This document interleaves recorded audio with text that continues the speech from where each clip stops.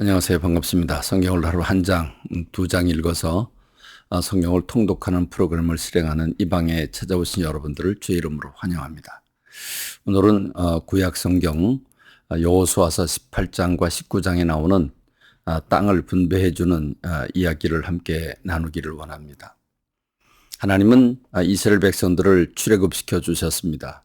하나님께서 아브라함과 맺은 약속을 지키시고 이스라엘을 큰 나라로 세워주셔서 그 이스라엘을 통해서 세계 모든 사람들에게 하나님을 믿으면 이렇게 복이 된다고 하는 모델로 삼으시기 위해서 세상 모두를 구원하고 세상 모든 나라들을 주님 앞으로 인도하는 제사장의 역할을 하기 위해서 하나님께서 이스라엘이라고 하는 나라를 들어 쓰시려고 아브라함을 부르셨고 이제 큰 민족 단위가 돼서 하나님이 출애굽을 시켜주신 것입니다.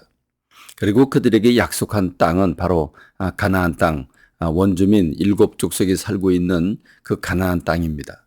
그 가나안 땅을 하나님이 허락하셨고 지금 여호수아가 그 땅에 들어와서 여리고성부터 시작을 해서 대부분 그 평야에 있는 가나안 땅의 그 약속의 땅의 주요 부분들은 거의 다 정복을 했고 아직도 많은 부분이 남아 있지만 그것은 하나님께서 서서히 이스라엘 백성들에게 주신다고 약속을 하셨습니다. 그렇지만 그들은 그 남은 땅들, 하나님이 여기까지 주겠다고 경계를 해 놓으신 그 땅까지 그들은 다 차지해야 하는 그런 의무가 그들에게 있고 그들이 그걸 받고 누려야 합니다. 그런데 이스라엘 백성들은 이제 요단강을 건너기 전에 이미 정복한 요단 동편에 그 땅들을 그 르우벤 지파, 그다음에 갓 지파, 그리고 므낫세 절반의 지파에게 두 지파 반에게 나누어 주었습니다. 그러니까 아직 9지파 반이 남아 있는데 그 중에서도 하나님께서 이제 정복 전쟁이 대략 끝나고 아직도 정복하지 못한 땅이 남아 있지만 지체되고 있는 상황에서 하나님은 여호수아를 재촉하십니다. 여호수아는 이미 나이가 들어서 늙었고 이제 아직 그 땅을 정복할 땅도 많이 남아 있는데 아직 그 땅을 분배해 주지 않아서 그들이 그 땅을 차지할 수 없었던 것입니다. 그래서 하나님은 여호수아를 채근했고 여호수아는 순종해서 그 땅을 분배해 주는데 가장 먼저 유다 지파가 제비를 뽑습니다. 영적 장자가 그 제비를 가장 먼저 뽑는 모습을 볼 수 있고 그 중에서도 갈렙이라고 하는 사람은 이스라엘 백성들이 모두 두려워하는 그 거인족이 살고 있는 헤브론 땅을 달라고 스스로 자청해서 그 도전 정신을 가지고 달라고 하지요.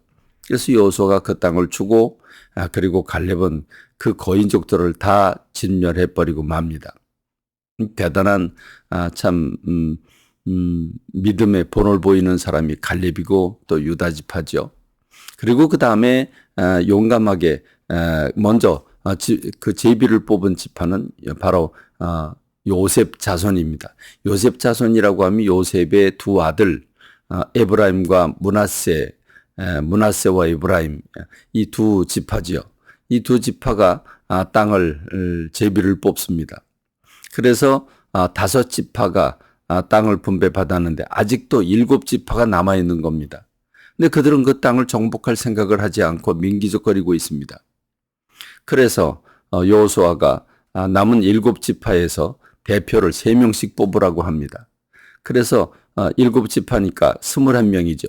21명이 아직 남아있는 땅, 정복하지 못한 땅까지 다 지도를 그려가지고 7으로 분할을 해서 가지고 오라고 명령을 합니다. 그 땅을 정탐하고 자세한 지도를 그려서 가지고 오면 그걸 하나님 앞에서 제비를 뽑아서 나누어 주겠다라고 이야기를 합니다.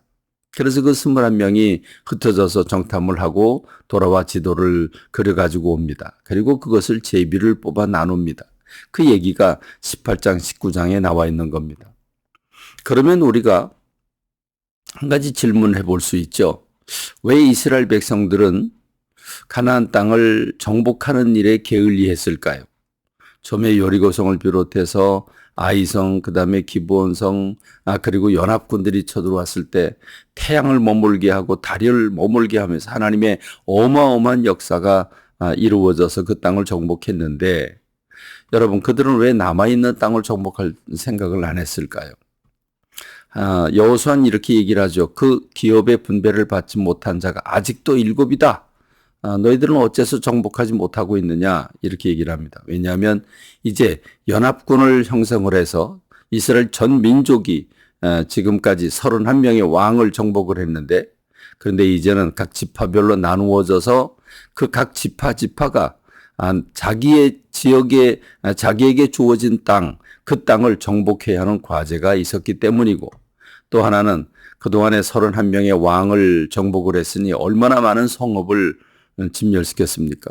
사람들은 다 죽였지만 그러나 소와 양과 그 짐승들, 가축들과 그리고 금은, 동, 철 이런 것들은 그들이 다 전쟁에 참여한 모든 지파가 다 골고루 나누어져 가졌기 때문에 지금 아마 그들 손에는 말할 수 없는 많은 재물들이 그들 품에 있었을 것입니다.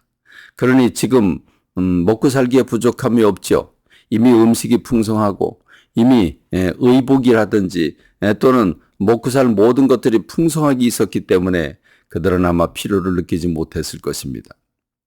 그러나 여호수아는 재촉을 하고 그래서 결국 7지파에게 다 나누어 주게 되는 거죠.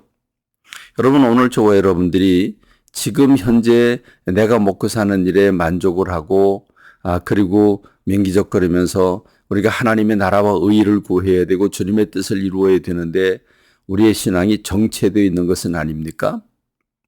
그렇습니다. 우리가 해야 할 하나님의 나라, 하나님의 뜻이 이 땅에 실현되어야 되는데 아직 할 과제가 많이 남아 있습니다.